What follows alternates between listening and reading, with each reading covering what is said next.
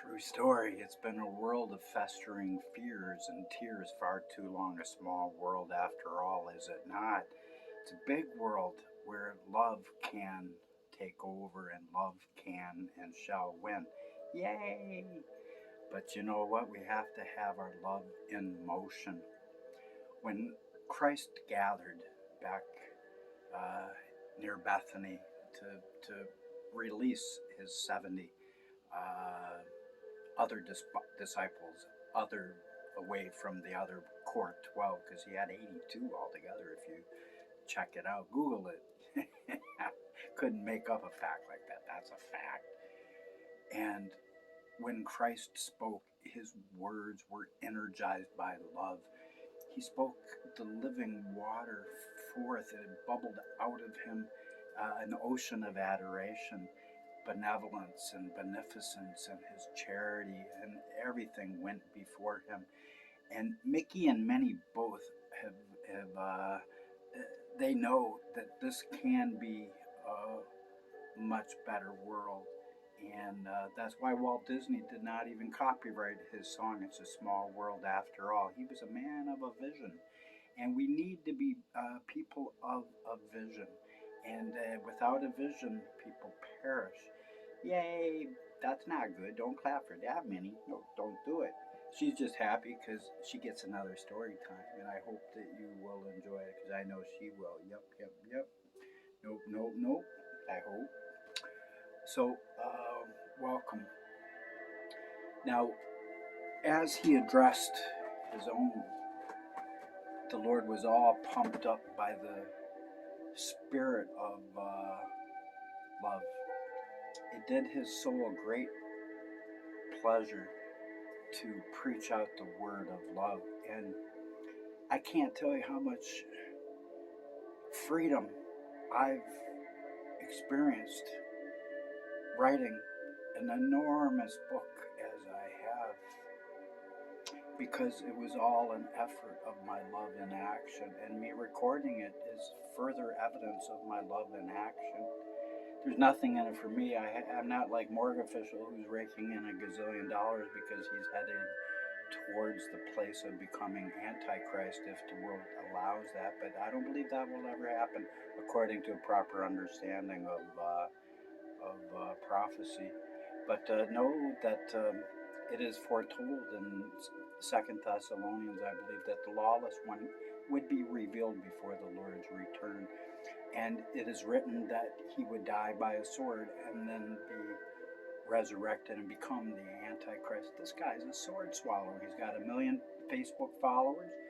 He's got the 666 right on the wall behind him within his Hyperion New Age. I don't even know what he calls it, of no religion.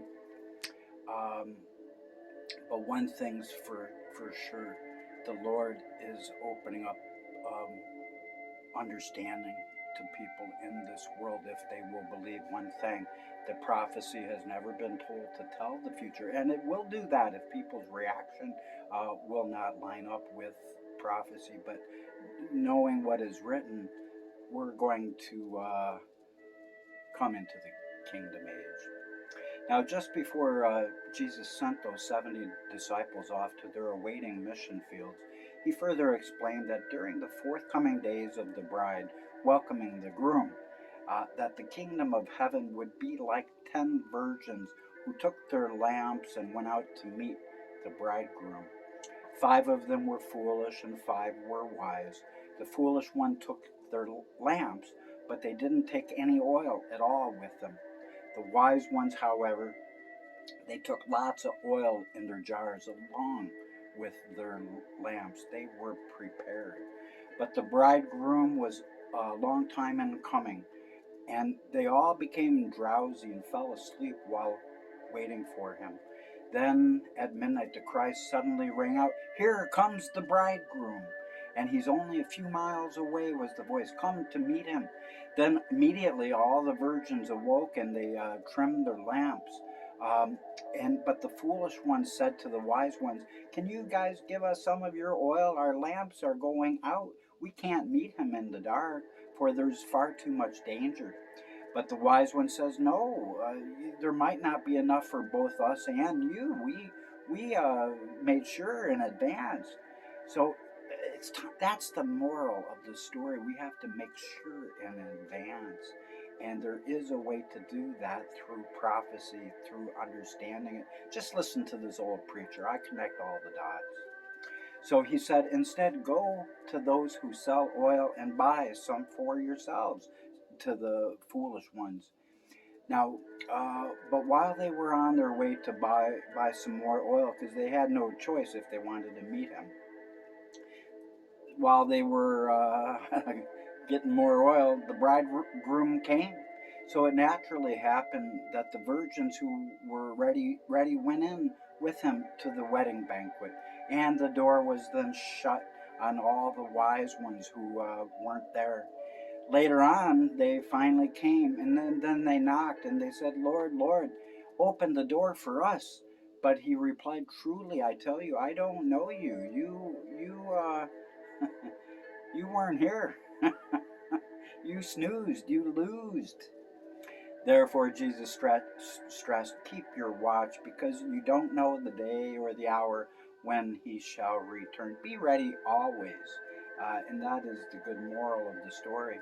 But it came to pass that John the Beloved asked Isa Yeshua Jesus, Emmanuel, our God with us, who shall soon be again.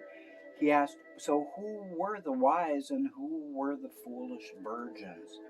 So Jesus said unto him, hear now their names, the 5 wise. They are called faith, love, and grace, peace, and hope. That is their names. And these are they who have fulfilled all of my commandments, said Emmanuel, and all of my faithful followers, possessing those traits, shall be guides unto all those who shall yet come to believe in the power of love, who I am. And he is love. Those who love are born of God and know God, because God is love. And he said, for I am the Lord and the bridegroom of love, whom the 5 wise ones received. And thereafter they entered into the house of that bridegroom, and those brides rejoiced within their bridal chamber. But they would all soon be in for a shock. And the 5 foolish, after sleeping during their watch, they came to the door of the bridal chamber in vain and knocked, but those doors were shut. So then the Lord added, and then they wept and lamented that no one would open those doors for them, that they are shut out and are shut out. And then Simon Peter asked Christ, well, then who then are the foolish virgins? So Jesus said unto both Peter and John, he said, hear their names, the foolish ones.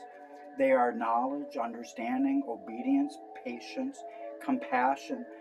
These are those that were so confident and they thought they knew what was ahead that they slept in. They missed the boat because they were prideful, and they were puffed up and haughty, and they thought they knew the answers. They slept in. So they were foolish, the ones that were knowledge, understanding, obedience, patience, and compassion. They snoozed and they did lose. But what he said, actually, he said that even though they have believed and confessed me as their Lord of love, they still haven't fulfilled my commandment of love, which is to give away love. Christ then said, truly I say unto you, that he who is of the bridegroom's house does not need to be invited to the marriage, because he dwells in the house where the marriage is held. But they that are far from the house must get up early in the morning, for the journey. Preparations must be made. He got on the cross. So the Lord Emmanuel said, many are they standing at the door, but blessed are the ones who shall enter the bridal chamber, those who are prepared. And I bring forth the preparation of his peace at this channel alone. You shall not find it anywhere else on the internet. That is not a boast, that is a fact, which is proven here. Therefore, our most regal eagle of the eons, he says unto all potential brides of Christ, Be not so sure in your own understandings. Lean not unto your own understandings. Don't miss the boat. Um, Many lambs, he said, have been trusting in fleshy and hoodwinked leaders who have never understood prophecy correctly. They are side teaching and leading others to be destroyed from their lack of knowledge. Hosea 4:6 proclaimed that. Since they stupidly are putting their unloving trust in mere flesh instead of God's leading. So it was really important that people got with that program of examining their understandings and realizing that all of our righteousness is as filthy rags compared to his transcendent love. Likewise, all of our understanding of prophecy, good or bad, it does not matter, because truth has its way in the storm, and the dust are but clouds under his feet, and the clouds are dust under his feet. But you know what? The bottom line is, many people have understandings based on what other people taught them, and that were not led. I have been led to understand prophecy, and at the end of the day, Israel inherits all mankind. Isaiah 54. If that was not true, then the Bible would be a lie. True story. Be wise.